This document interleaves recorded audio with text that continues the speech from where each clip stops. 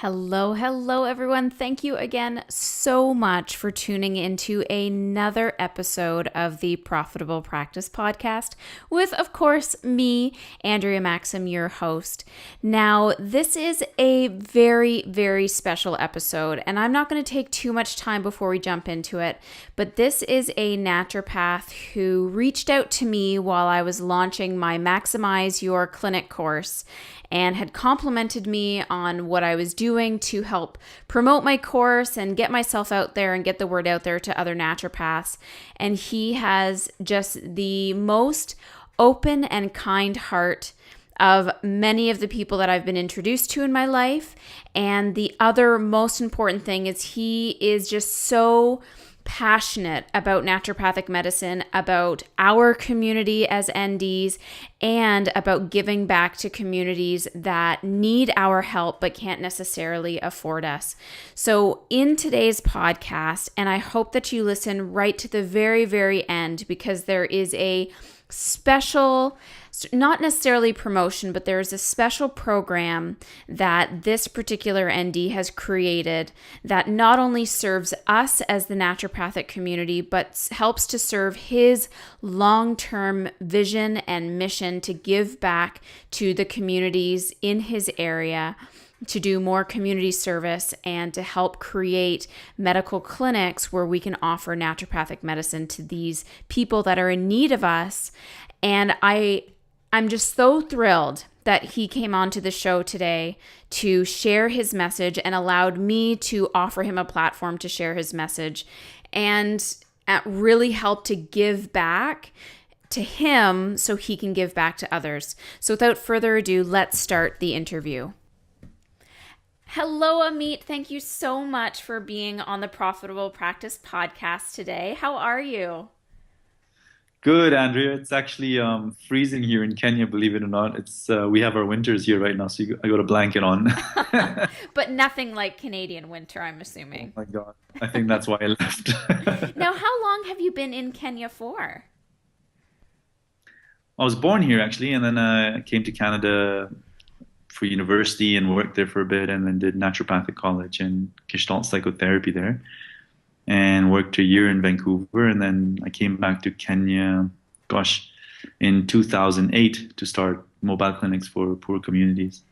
Amazing. And that's something that I really want to make sure we touch on, because I know there's a lot of people that are listening that want to offer, community acupuncture and offer our services to populations that don't necessarily or can't necessarily afford us. So we'll put a pin in that. But first, in case people don't know who you are, I am talking to Dr. Ameet Agarwal, who is a naturopathic doctor and a psychotherapist. So he is trained in Gestalt therapy, as you said, family constellations, EMDR, with years of experience treating physical issues, anxiety, stress, and depression, including working with UNICEF, UN staff, and other large organizations. His online course, which we're really going to talk about later on in the call, is using the 5 pillars of health. There are free videos on his website, and I will put all of the links that we talk about today in the show notes. He's been lecturing around the world and has been voted top 5 speaker on 2 world summits, and earned him the recognition of top 43 naturopaths to follow, which is amazing. His book, Feel Good, and again, there's some chapters that I'll link to, is considered one of the most comprehensive guides to anxiety and depression. And Ameet, you know what? This is so not my area, mental, emotional issues. And I would love to know what was it that really niched you into that field of getting further into, that black box that not all of us want to go into? Yeah. I didn't want to go in there either, I'll be honest with you.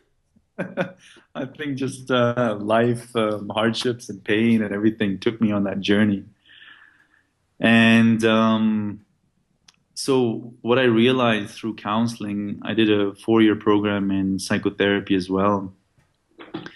I realized that we had to release trauma, we had to treat trauma and work on our belief systems, childhood memories, anxieties, just triggers, right? We had to work on them emotionally to release them, as well as use naturopathic medicine to stabilize neurotransmitters, reduce inflammation, leaky gut, adrenal fatigue, to feel better. So supplements wasn't enough. What comes close to counseling, of course, is homeopathy, because homeopathy is also energetic and it releases what I call emotional holding patterns. But now I go deeper and use family constellations, looking at the effects of previous generations or unaccounted for children or miscarriages, and those are affecting our psyche and contribute to anxiety and depression, right? And so I went through a lot of breakups in my life and just difficult times, right? My mom passed away from cancer and just a lot of stress, anxiety, and depression. So yeah, I was broken. I was really broken at times. And sorry, the alarm is going off here in Kenya. And so I climbed my way back up, obviously with a lot of help from fellow NDs and a lot of personal coaching. I went to a lot of therapy through Gestalt, part of my training, as well as just for personal help. And by climbing my way up, understanding the need for adrenal supplements, reducing inflammation, eating right, the right meditations, the right release techniques. I even developed my own techniques to overcome stuck belief systems, because in Gestalt and all the training you do after you do multiple different systems of training, you develop an awareness of how to shift yourself, how to shift your mind, and how to shift the minds of other people out of just negative belief systems and unhealthy thought patterns, right? And so, yeah, just by feeling my way through it, feeling my way through to a cure, I realized, gosh, these are important notes to take down, right? I wanted to help my patients first. And so I started taking notes on how to do this for my patients as well, and got a lot of success from it. And then I had a bunch of notes, and I said, let me turn this into a book. Initially, I wanted to make $1 million so I could do my mobile clinics all the time and just leave private practice, to be honest. We'll get there So someday. yeah, it's coming. And so, yeah, that's really how I became an expert. Well, Now, for some people like myself, there's a hesitation to go down that road with patients. But I completely agree with you. I mean, you're talking about all the physical things that definitely need to be repaired, but every single patient is individualized based on their own personal mental, emotional blockages and hangups. And I love that you're going into the family constellations as well, which is something I never would have even thought of. So what is the dialogue that you enter with your patients to start to get them to open up to you in such a way where we can start to get into that deeper level of treatment? okay. I love the question. It's very tough to answer because it'll sound as if, I don't know, it's like we have superpowers, but really, as naturopaths, as healers, we're all intuitive. And when you can recognize the pain, the sadness, the avoidance that a client is actively doing in the session at that moment. So Gestalt is a lot about here and now. And then a lot of the other techniques are really about sensory perception, being aware of in the moment, body language. You can hold a person in the space and say, gosh, okay, what's going on right now? Or if that feels too soon, you can just get curious. You know, what I do is like, how long has this been going on for, right? Or how long have you been sad for? So instead of saying, oh, notice the sadness and stay with the feelings and all that, just support them to go deeper by saying, how long have you been feeling like this for? That increases their own curiosity rather than make a stigma out of the emotion, right? And I train people how to do this, is how to support a client in their space of suffering. And for some people it's suffering. However, for them it can actually, if they feel supported while emoting, there's a lot of release for them and relief. Yes. And so I train naturopaths in Rome how to be comfortable with their discomfort when seeing somebody in a crisis. Yeah. And I Go was just ahead. going to say that's exactly, it's me. It's me preventing the treatment and the therapy from unraveling because I'm afraid of, like, oh shit, what's the next thing that this person's going to say, and how am I going to handle it? Exactly, right? So it's really about your discomfort. So how can you be curious rather than criticize your discomfort? Curious about it. What are the beliefs you have? What's wrong with you looking at somebody and noticing their pain? Sometimes we don't want to acknowledge that we are acknowledging their discomfort or the patient's pain because that's too intimate. Yes. And so I train people how to become intimate with their own feelings and with a patient. Yeah, so intimacy means into me see. That's like a cliche thing, right? And when you can become intimate, when you're comfortable with intimacy, you hold the space with the client so well. We call that contact. And in contact, the patient then comes out of their minds and preoccupation or rumination, and they feel they're in connection with somebody while emoting. Yes.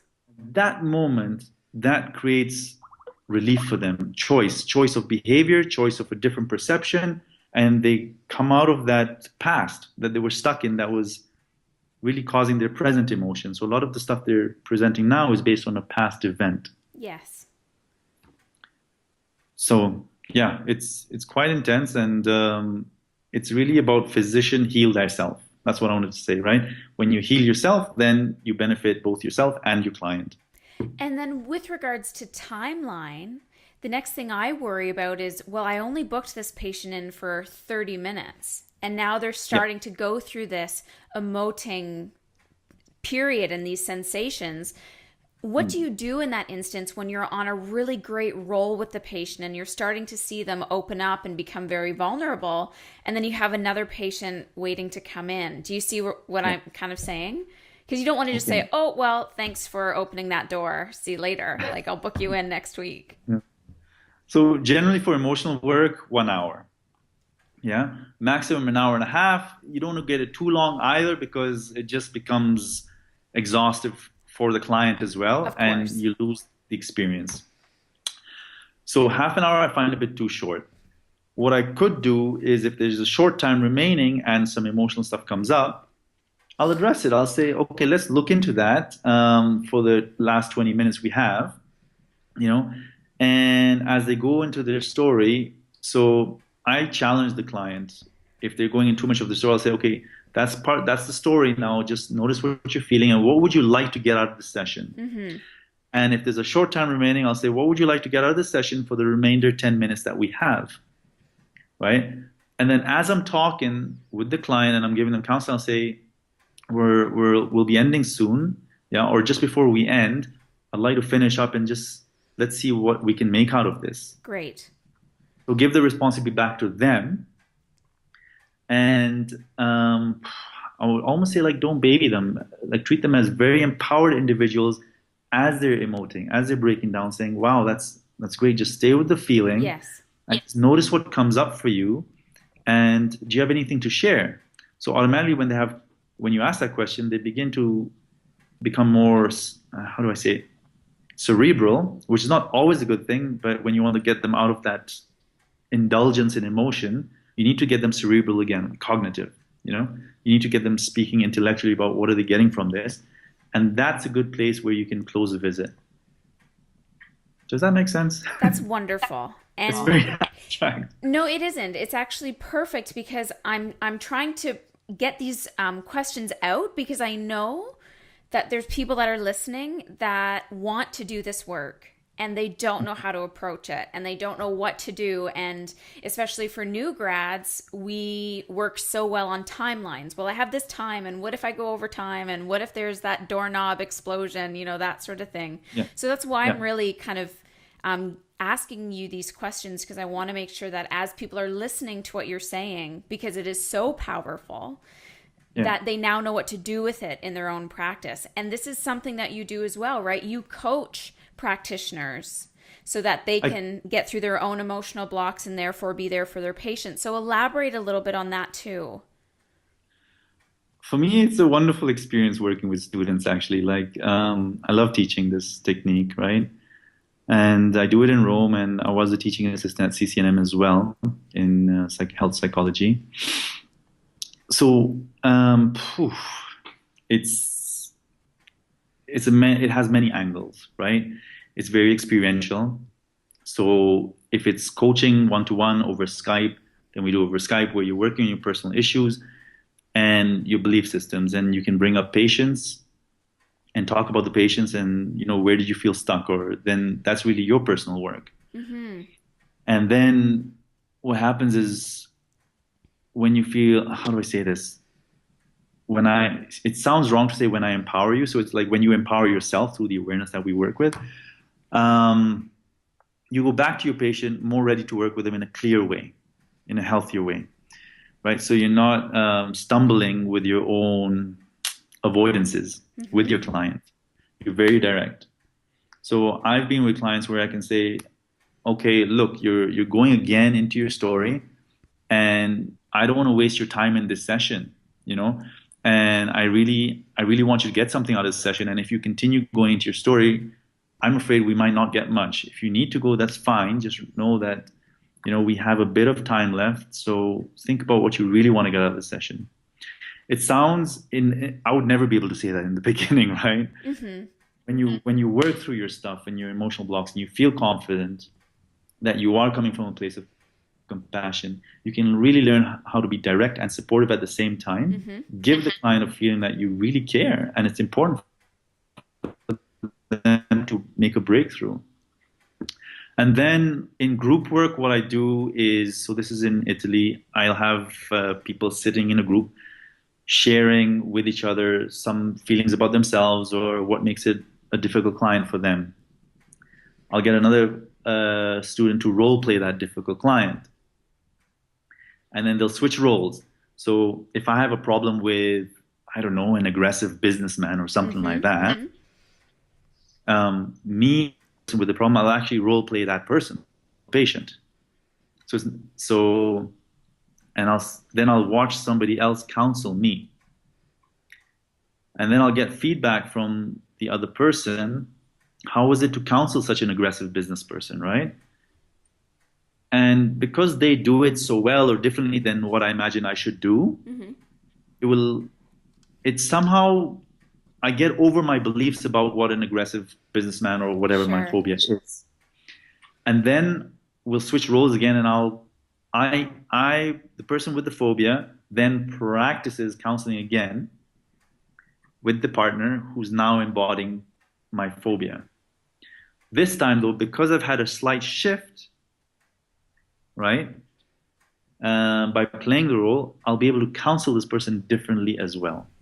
Mm-hmm. And then I get feedback from the person, and that readjusts my abilities, my sense of confidence, my comfort with the issue. And when you get support from a partner, from a therapist, from a coach, from group work, when you get that support, when you go back out into the world, it's like you have a backbone. Your family's back up, Absolutely. And so you can diligently work with your clients then. And it was because of this is totally your thing, right? This is what gets you up in the morning. This is what excites you. This is what motivates you. This is what you were born to do, essentially. This is like your gig. You have then packaged it all wonderfully up in an online course that we as practitioners can access. So this is what I want to talk to you about for the next little bit, because I think this is phenomenal. Number one, it's phenomenal because we're letting practitioners know that if this is what they want to do in their practice, they have access to you now online. Number two, which is even more exciting, is you actually got it approved by CONO, which is our regulating board in Ontario, for Category A CE credits, which is amazing. And we're going to talk about that. And number three, I want to talk to you about what the process was like for you to put together this course, because that is where I think a lot of our listeners want to go. They want to take their business to create their passion and put it out to the world and create some passive income. So number one, what is the name of your course? Okay, so The Kono approved official version is a naturopathic approach to anxiety and depression. And the parts that's been approved is a lot of the naturopathic principles, and it was also approved for an hour of pharmacology as well. So I'll cover the connection, and this is the talk that got voted in those summits, as well as top five is I'll talk about the connection between. So we all talk about leaky gut, adrenal fatigue. However, they're all interconnected, and what I do is I also connect the liver into that. A lot of us forget the liver, but the liver is the master organ, even in Chinese medicine, right? So talking about, for example, if you have inflammation from leaky gut, of course, that's going to exhaust your adrenal glands with cortisol imbalances. Inflammation will also cause inflammation in the liver cells, cause stagnation. Stagnant liver means less lubrication, less bile, more constipation, more digestive disturbances and damage, right? And therefore, so it's a whole cycle. The other thing I talk about is now, this is what I love doing, is the limbic brain connection to the adrenal system. We all know that stress causes adrenal response and we get stuck there. Yes. So the importance of doing emotional release, right? Either tapping, EFTs, psychotherapy, homeopathy.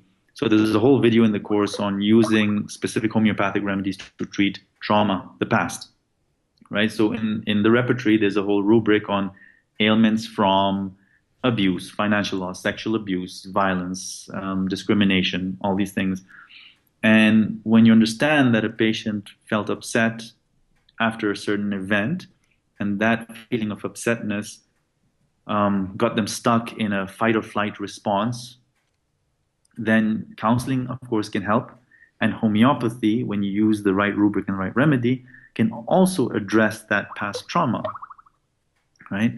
And so I put together this whole approach, this systemic approach to really treating the root cause of multiple health issues.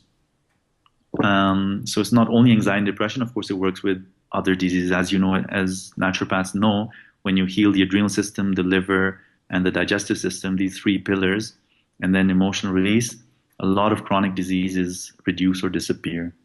And is this what you've encompassed into your 5 simple systems? Yeah, pretty much. So the 5 systems are the adrenal system and metabolism. Then there's the liver, detox, and lymph system. Then there's digestion, leaky gut, that whole system. Then there's emotional history and release. And then the fifth system is really something simple. It's just lifestyle, you know. And the fourth system about emotional release, you got to look at also, and this is what developing further is the family constellations. Yes. You know, if there's an abortion in the family that has not been addressed, either yours or your parents, it does create a disturbance that we didn't realize, we take for granted actually.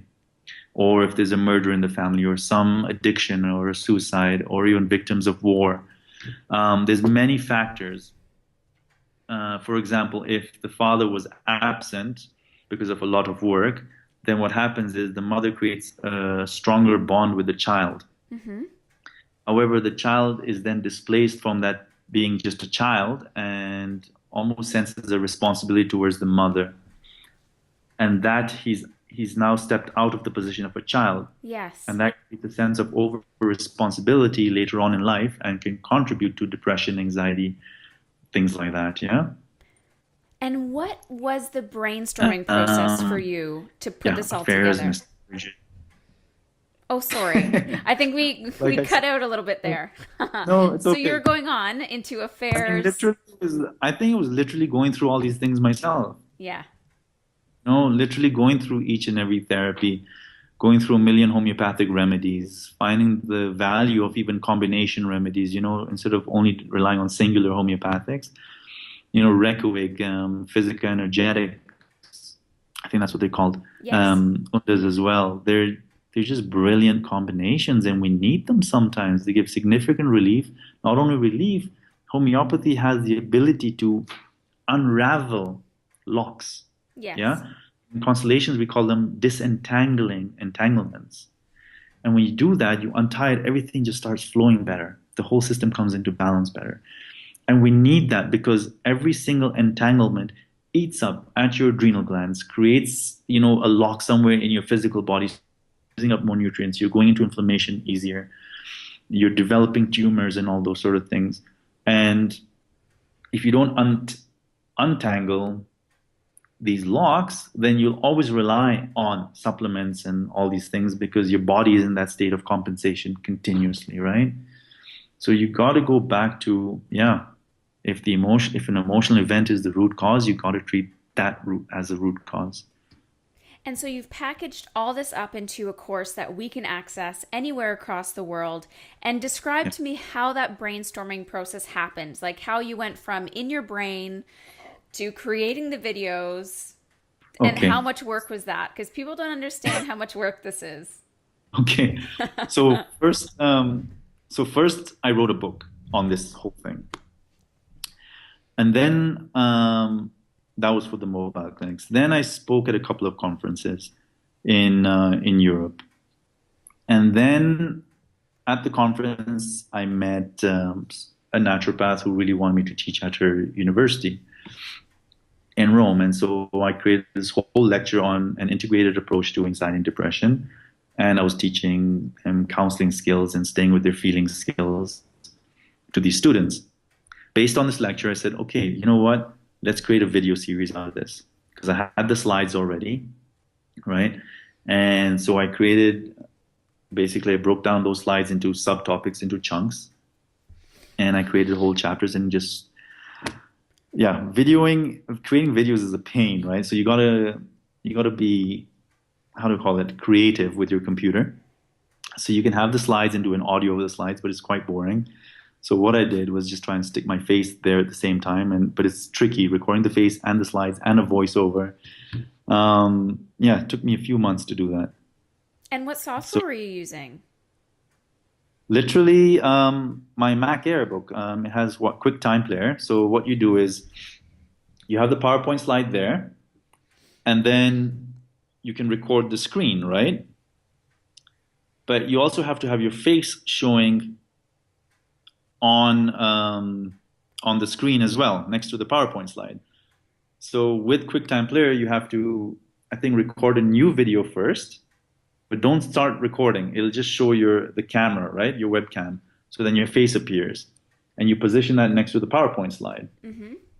And then what you do is you say, in QuickTime, now you do a new screen recording. So you're recording the screen. Yes. And that's what you record, the screen with your face showing, because you're also creating a video, but you haven't really pressed play to record it. And there's a lot of cutting and editing and retaking and no doubt. Now ScreenFlow and Camtasia do all of that for you, just so you know. Okay. So on your next course, you don't have to. I need to write that. Do so much work. Okay, so now you've created the videos, and now how are you hosting them so that we can watch them once we buy the course? Okay, so I'm using, actually I got a few people to partner with me on this, is Kajabi. A lot of people who are interested in online courses will know about Kajabi. There's other softwares out there, but I find Kajabi was the best one. And they have new Kajabi now, which is even better than the original. New Kajabi, that's the one I'm using because basically it lets you just upload a video. Their landing pages are fantastic. Their opt-ins are great. It integrates with MailChimp. It has a whole section on affiliate links, so it's easy to do marketing.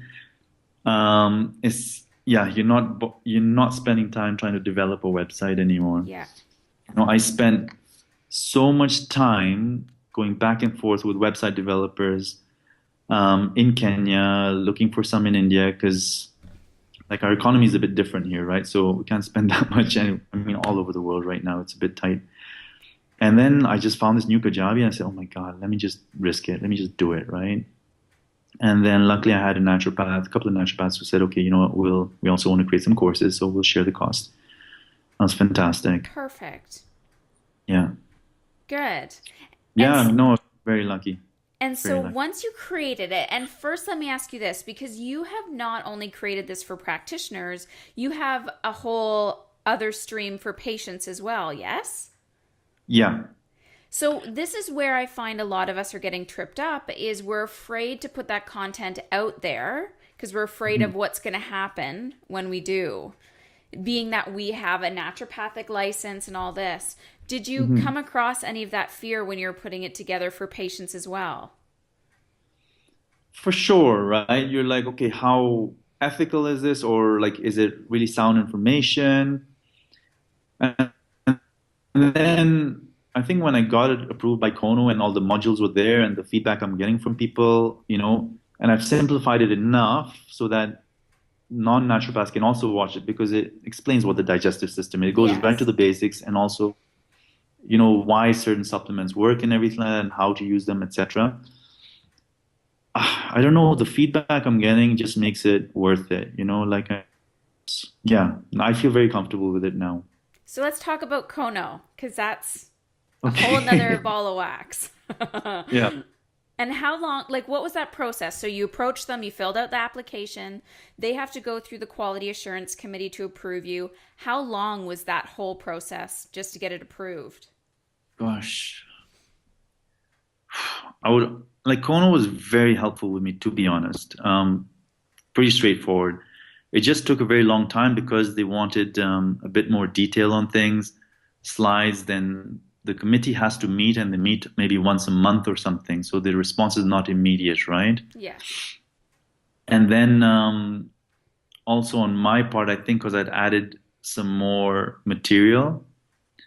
Because remember, you make the application, but you're like, oh my God, when you make the application, you realize you have to know the timing of each video. So I had the Oh, concept and the slides, but I hadn't made the videos yet. So when I applied, I was like, I don't know how long these videos are going to be. This is the material, right? Like, no, we need the timing. So like, okay, then I had to go back and create all the videos, submit it again. And then I created some extra pharmacology videos, right?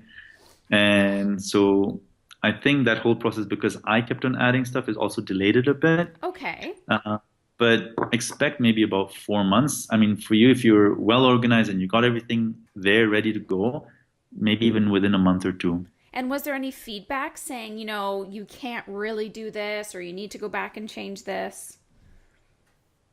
No, it was because I gave a lot of details. So they, in addition to the videos and everything, they wanted a breakdown actually. Yeah. So they said, we need to know exactly what you're talking in the videos. So give us like video by video, the modules you're covering and stuff like that. So I just wrote a lot of details in there.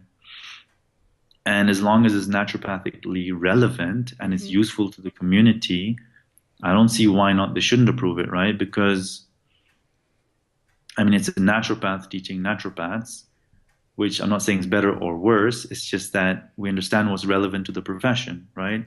So we understand what material to include. So break down your course for me. What exactly is it? How many modules? What do you go into? What are we going to Okay. learn from it? Okay. So I think the first four modules, the first video is basically like what contributes to emotional problems, right?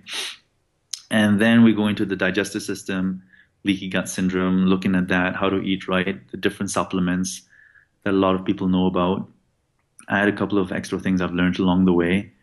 And then going into the liver, why the liver is so important for emotional health.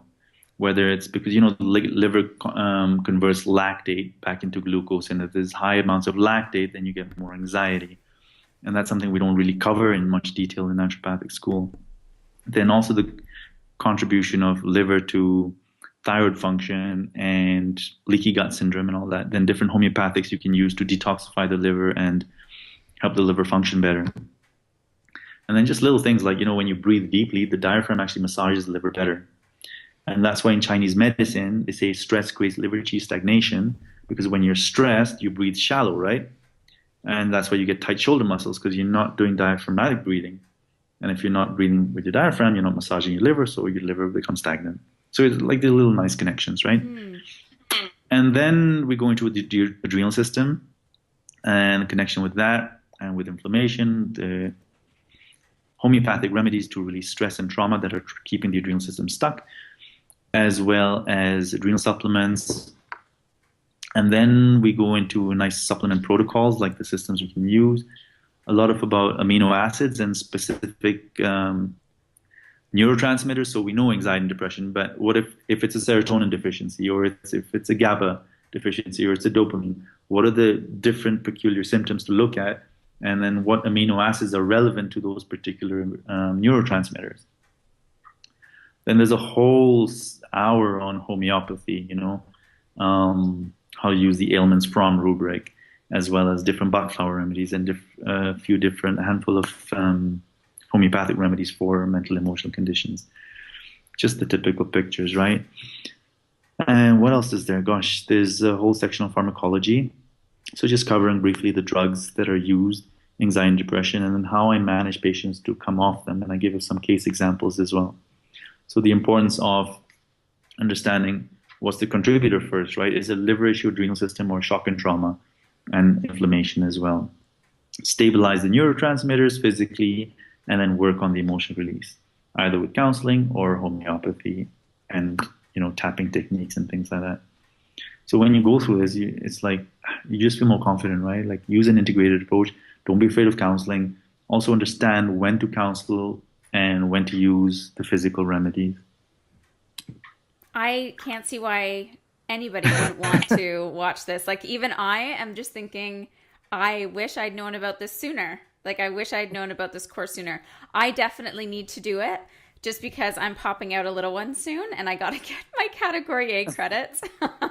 So if there's anybody that is interested in this, as I promised, the link to Ameet's course is going to be on the show notes and on the website maximizedbusiness.ca. I think it's amazing what you've done, and talking to you, you are so in tune with this, and it's so nice to talk to practitioners that are so inspired by what they do, and I can feel that from you, and I think that's fantastic. It's my favorite thing to do actually, and also I'm excited. This is a little request to the community. I'm going to use some of the funds for my mobile clinics from the course. And so if anyone wants to affiliate with it, I'd really appreciate it. There's a whole affiliate link and everyone gets like 20%. They can put it towards a charity or the mobile clinics. And also when you do sign up for the course, I've made it really affordable for people to get group coaching, because that's what changed my life, to be honest. I went through a lot of group process. So it's like $25 a session or something for 10 sessions. So you come in, we do it together. If you want to work one-on-one with me while the group is listening, or you learn how I'm working with others, you get a sense of what it is like to, I don't know, feel safe during an emotional transformation, right? And then you can take these skills back to your patients. And let's talk about those mobile clinics, because I promised I'd come back to it. Tell me what this is like. So as I said, there's practitioners that want to do this with their license. What is a medical clinic, and why is it so important to you to be establishing them? I don't know. I think I was born with this passion, right? And it's been an up and down journey, to be honest, because funding is not easy, and it can break you. And so I left Canada to start my mobile clinics and with nothing, right? And I just got back on the back of a pickup one day. A friend of mine, he was doing some community work already. He belonged to an organization. He says, "Come, let's go." Went to the bush and did my first clinic with homeopathy. And then I tried to do some fundraising and stuff like that. And it's just hard work. It's just a lot of proposal writing, a long time at the computer. They're asking for monitoring and evaluation. If you don't have a history with the organization, then you don't even get much funding. It's crazy. And then I started getting medical brigades, basically like NDI does, right? So students come into Africa and they pay for that and pay for supervision and all that, which is good. It keeps the clinics going. However, it doesn't do it consistently enough, number one. Number two, I found the trips a bit expensive for students, and it didn't sit right with me, to be honest. For me, that was more emotionally draining. Mm-hmm. So I'd rather honestly, I don't know, earn my own money somewhere through the course and through the books, or get people to help me sell the course. And then people just cover the cost of the trip or something. I just feel cleaner that way, especially because, I don't know, in the community, you're like brothers and sisters to me, right? And it's you're sharing experience, to be honest. So I actually put a hold on the mobile clinics for a long time just because of this emotional turmoil. But I'm excited. I got a classmate coming in September next month, and we're doing a mobile clinic. So it's good. Yay. And we're doing the podcast now and we're getting the word out for you. And I couldn't be more thrilled to be putting my part in to help you with this goal, because it is phenomenal. And there are people that need this help and support, especially from you. And I think if anybody who's listening, is there even a place where we don't necessarily want to buy the course and we can just help you fundraise? Is there anything that we can do in that regard? Okay, yeah. So for me, it would be more like helping affiliate with the course or the Okay. book, because I'm a bit shy on. Sorry, I don't know if my screen is okay there, It's Andrea. good. Okay. Um, yeah, affiliating with the course would be fantastic, or with the book, bringing awareness. I shy away from fundraising because it just feels a bit strange, you know. Okay. Um, However, if there is a good amount of fundraising that comes in and it makes the organization sustainable for long, of course, I'll welcome that. The thing what I want to do now is do more education. That's where I really need the funding is. I want to educate the communities on using this medicine now rather than doing, once in a while mobile Sure. clinics. I want them to have this medicine in their hands. And also the medical board in Kenya is getting a bit strict with volunteers coming. So I really have to check on that. They're not letting volunteers come that easily anymore to just treating communities. They want them to be registered, even though naturopathic medicine is not part of the medical board. I just have to check on that as well. But yeah, the intention to educate the communities and coming to do that. And what And I is the love naturopaths as well. So it's right? come. What is the best way for people who are listening to contact you directly to start to become an affiliate for your book or for your course? Okay, so the course, I'll leave it on your website, I think, right? Yep. We'll put it on the website. It's health.drameet.com/P for like pages or something, I presume. Then another forward slash. And then it's affiliates. And we will And put that link on the website for sure. and then you on your website, there's already a link, or you'll have a link taking them to the course where it'll describe the CME credits and stuff like that. Yes. Cool. Yeah. And then the same thing for the book? Yeah, the book is on, if you just go to drmeat.com, Okay. it's there. There's a link to Amazon, and then spreading the word about the book. The the revenue generated from the book is very minimal. I think Amazon just gives you like $3 or something per book or Yeah, something like that. pretty much. So the course, yeah, you want to market the course to be much better, but market the book as well because it always opens doors, right? Yes. And is there anything else you'd like to say to people that are listening today about you, about what you do, about anything? Even motivational tips for some people to keep Yeah. going. The key thing is just the book that changed my life actually was The Success Principles by Jack Canfield. You just do it. Just keep on going. Just every function you're at. I mean, I've stopped doing this because it got too much. Every function you're at, every opportunity is an opportunity to drop a business card, plant the seed. I was blocked off in a parking lot by somebody. And when I went to call the person, I was like, hang on a sec, let me take my brochure with me. So I literally went and said, excuse me, you're blocking my car. And, oh, by the way, what do you do? Go into conversation. Have this, like you're welcome to come and see me. So every negative thing can be an opportunity for something greater. And intuitively in my mind, I just want to speak about the coaching. Like I'd love to welcome you guys on a group coaching call, and we can do one especially for naturopaths, right? Let's work on our emotions together. Let's grow. Let's unentangle, peel away the layers so we're more clear and available emotionally and crisply, I should say, right, for our patients so that we can just make a difference.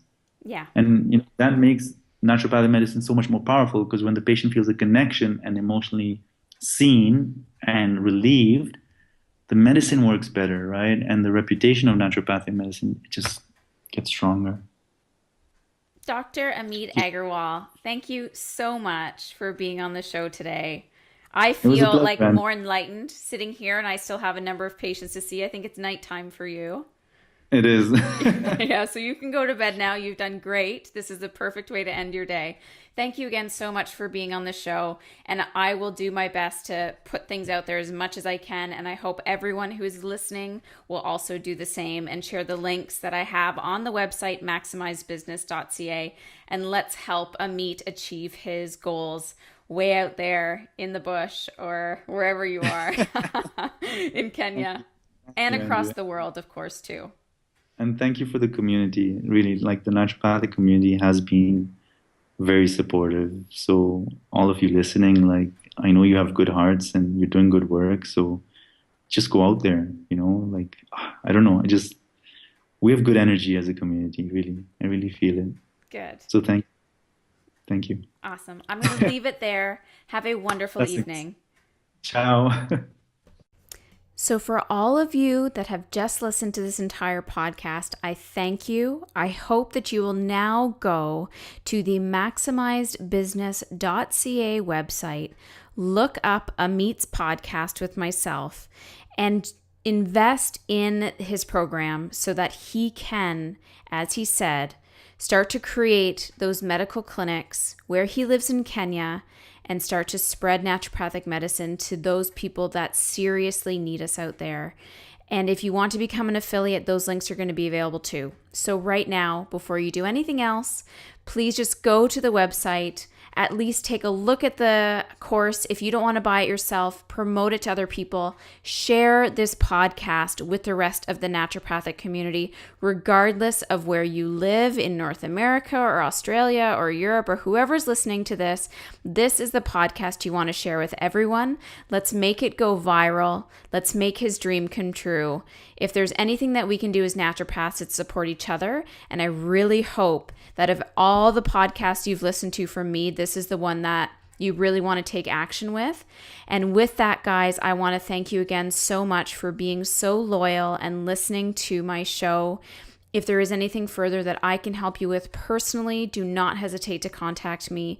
We can book a 30-minute strategy call to help you with your business. But more than anything, this show was all about giving back to the people in need and help Ameet do his thing over there in Kenya. And what a phenomenal man he is. So go to the website now. I will talk to you guys again next week, but take action. Spread the word like wildfire. Let's make this podcast go viral. And I thank you guys so much for doing that. I'm out.